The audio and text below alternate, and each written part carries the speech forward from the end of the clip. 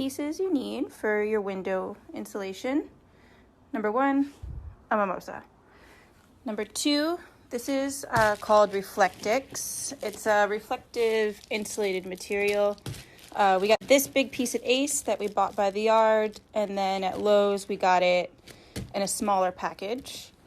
You need black fabric for the outside, a decorative material for the inside. This is what you'll see.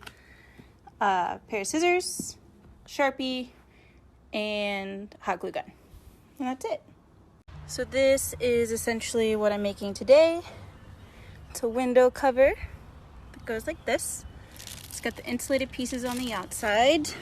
And then when you hop out, it just looks tinted as from that way.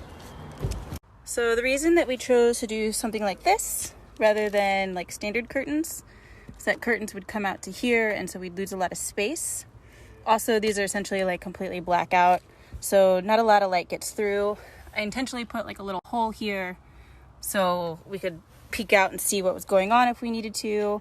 Also, this will keep heat out or heat in depending on what kind of climate you're in, and they're pretty cheap to make. I think we did the whole car for maybe $75. So yeah, that's what I'm gonna make today. Next step.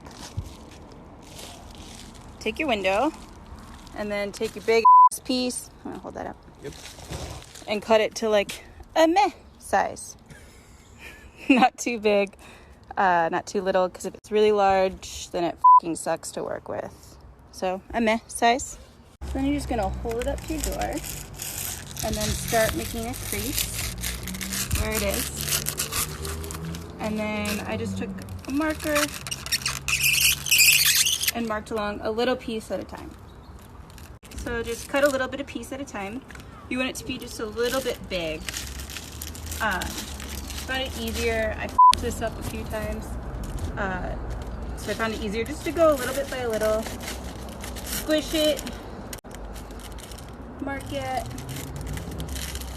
And then cut it. And you'll do that for the whole window. So voila. We have this big piece. They'll essentially just pop right in. An important thing to remember is to try to cut it a little bit bigger than you need, and you can always go back and trim it down if you need to. But this guy just pops right in seamless, and then so you've got insulation from the outside and then privacy this way. So you've got 2 windows the same size, so you don't even have to measure it out. You can just take it inside and then use it as a stencil, and then do that for every different window that you have. Okay, then you're gonna come inside, just gonna take another piece, put that bad bitch right up on top of there, and then trace it. What up? 2 pieces.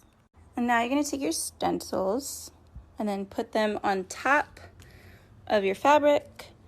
I put books down so that way they don't move, and then just take your scissors and then cut along.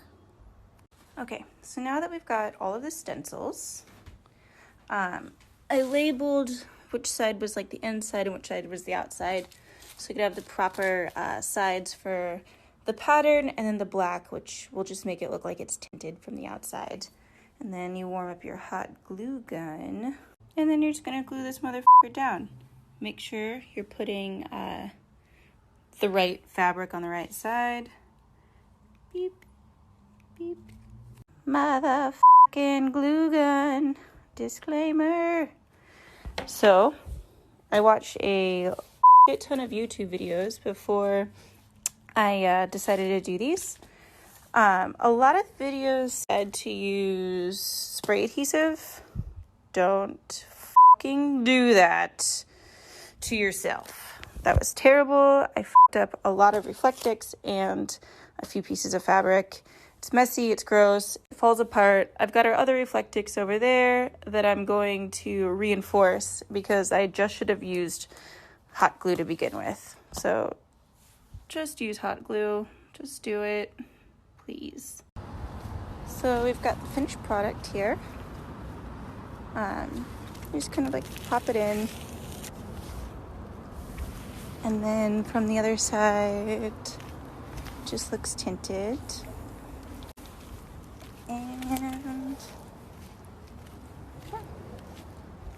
yeah, not so bad.